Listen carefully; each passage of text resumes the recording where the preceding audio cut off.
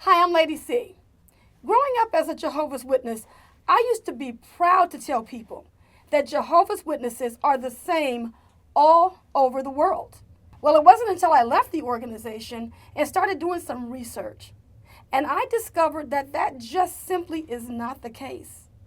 In fact, in the upcoming video presentation, JT and Daniel will be discussing the international inconsistencies of Jehovah's Witnesses.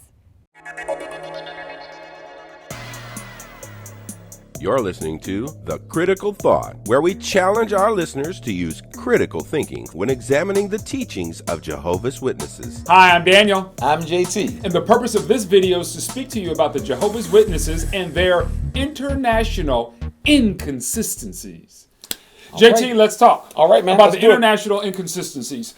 You're aware of some things that Ray Franz wrote about Malawi versus things that were happening over in other countries. Share with our viewers some of the international inconsistencies that you've seen, and this especially is for our global audience. Yeah. When I was growing up as a kid, it was in the 70s, and during this particular time, Jehovah's Witnesses in the country of Malawi, they were being persecuted by the government. And so all congregations were invited to write a letter. Society sent out a little template of how to write the letter, who the officials were that you were to write the letter to. And so witnesses like my mom, they wrote their little letter and they sent their letter over in an effort to help the witnesses in the country of Malawi. Unbeknown to any witnesses, there was a situation that was developing in the country of Mexico. And it was almost amazing when you look at the situation and how it was handled by the society. Tell us more. In Ray Franz's book, he went into a lot of details about how this was done.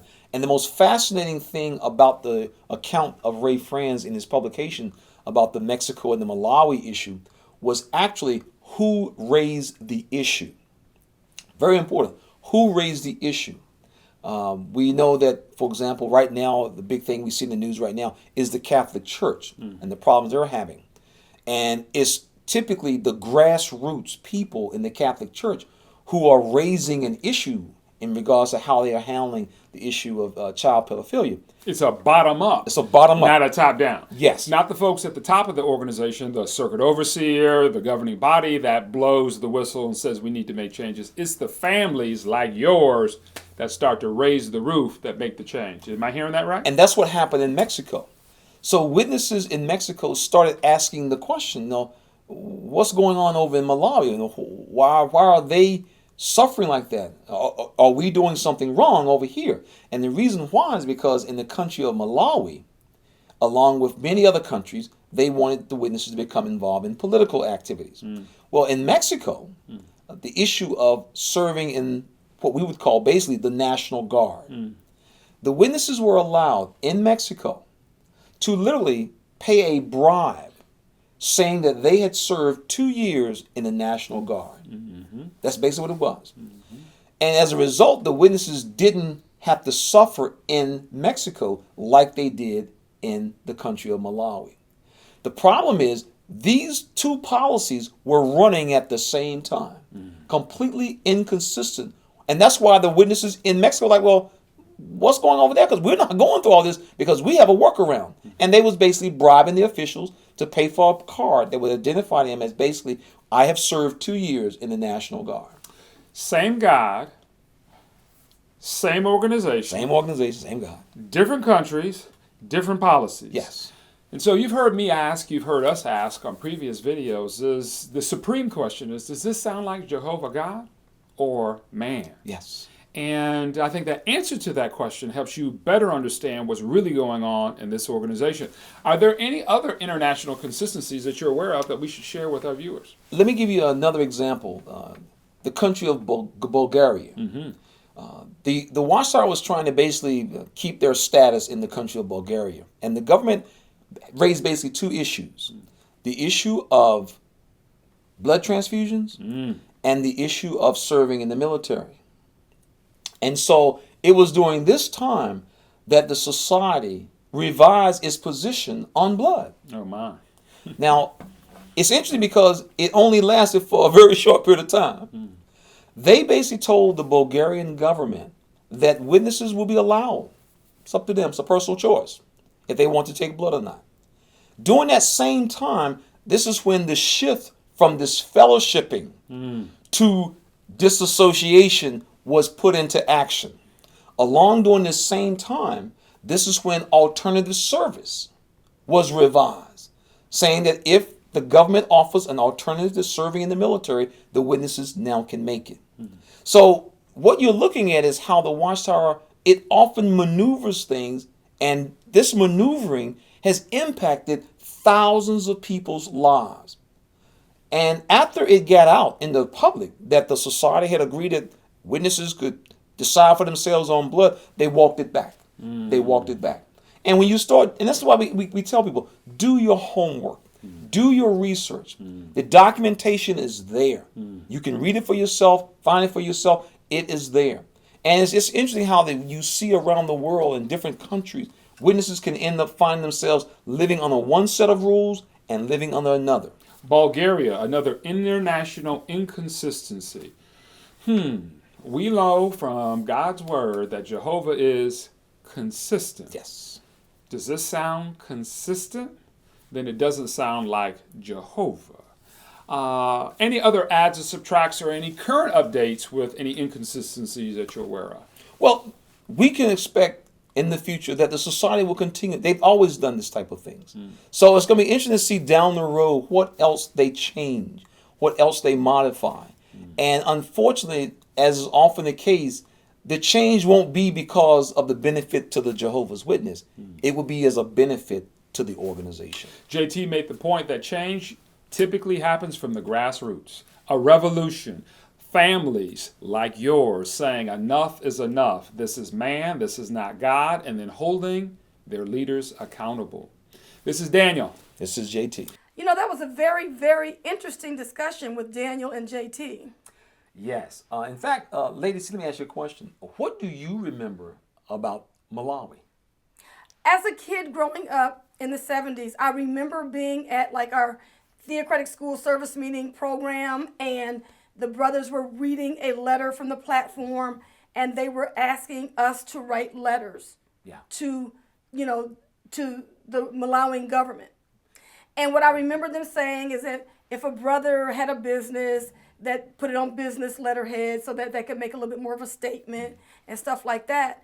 As a young child, reading about the atrocities, the brutal rapes, the murders, and all that kind of stuff, it made me shake in my boots. And when I think about what was going on with the people, I looked at myself and I said, man, I'm up here thinking about me just being laughed at or or feeling embarrassed in front of my classmates about not saluting the flag, but these people were actually losing their lives. They were losing their lives. So this was a whole different ball of wax. Yeah, I remember so well how brothers would use the account of the witnesses in Malawi to literally scare you to death. Friends, we're not making our meetings on time, not coming to them, missing too many meetings. Imagine these brothers over there; they would love to be at their meeting. And so they would just guilt trip you to death, just beat you to death over those types of experiences and things. But I mean, as you look back now, and this is why we just cannot stress enough how people need to do their homework when it comes to looking at the Jehovah's Witness religion, because you will start peeling back layers. It's really ironic when you think about what the dynamics were, as we mentioned before. And it really highlights how we sometimes we just really never stop and think about it. I mean, think about this. What makes it so interesting, and you really can see this when you just stop and think about it and ask some critical thinking questions. You have one group of witnesses who were told that they could not buy this political card. The reason why is because it would mean that they are a supporter of this political party, this government. And we know witnesses always say, well, I don't support any other government other than God's kingdom, and on and on and on. And that's the position they took. Yet when you contrast that to the other side, to what those in Mexico actually was saying, you see that it's no comparison. Right. Because in Mexico, for anyone who had this card, that meant Not that they were part of a political party, but it meant I have been trained to kill people in behalf of this government. And if someone violates what the country says, I will go to war and kill for this person. That's the card that the witnesses were able to get. And so for 25 cents, don't be a part of a political party, but it's okay to say that I will kill for the country. And so it just goes to highlight that the society will do things. And you see, in Mexico, the society had property. They didn't want to lose it. In fact, they didn't even call Kingdom Halls in Mexico. They call them educational centers. So they didn't want to cause any problem that would make them lose their properties and branch and so forth. So that would benefit the society. And that's the pattern that you will see. I think it was really sad when we discovered that all of this stuff had been happening for years before it even came to light. And then it was the brothers in Mexico that brought it up. Like, why are these brothers suffering when we're over here bribing the officials so that they would not have to face atrocities in their country? Yeah. You know? And so when you think about it, think about this. Here you have people in New York City that knew about these people suffering. Mm-hmm. And yet they are actually making rules that they themselves would never have to live by, because we know that whenever there's an issue that comes up with the Watchtower Society, they always sidestep the issue so they can walk through the door, as it were, and not have to deal with different things. So they're willing to make rules that you have to abide by, where you end up dying. You die because of what they're saying. Yeah. But when they have to walk through the same door, they take a different stand, a different approach to the matter. Yeah, I mean, you see that common thread. If it benefits the society, they'll make changes.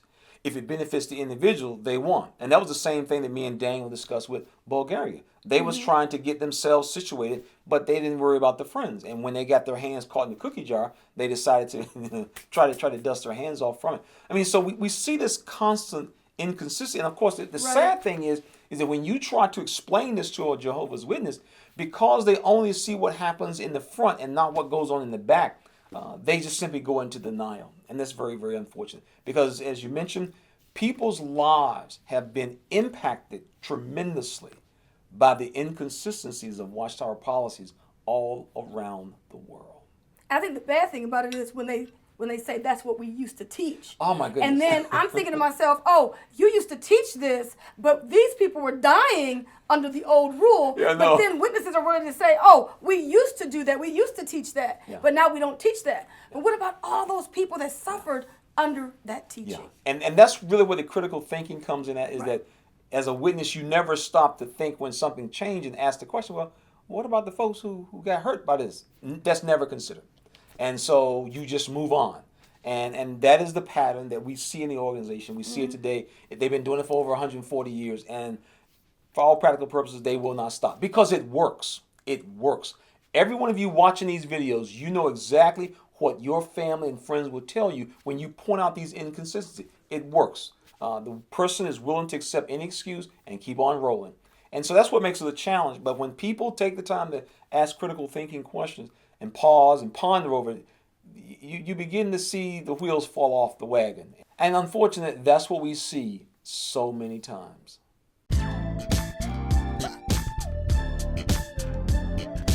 What did you think of that video? We trust that you enjoyed it. We invite you to share this video with your family and friends to help them to understand the inconsistencies of the Jehovah's Witnesses. In fact, if you have not already done so, we invite you to subscribe to our channel. And not only that, be sure to hit that little bell so that you can get notifications when we upload new content. We also invite you to follow us on Facebook, Twitter, and Instagram. And we look forward to having you in our audience in future videos. We thank you so much for being in our audience. This program was sponsored by Critical Thinkers.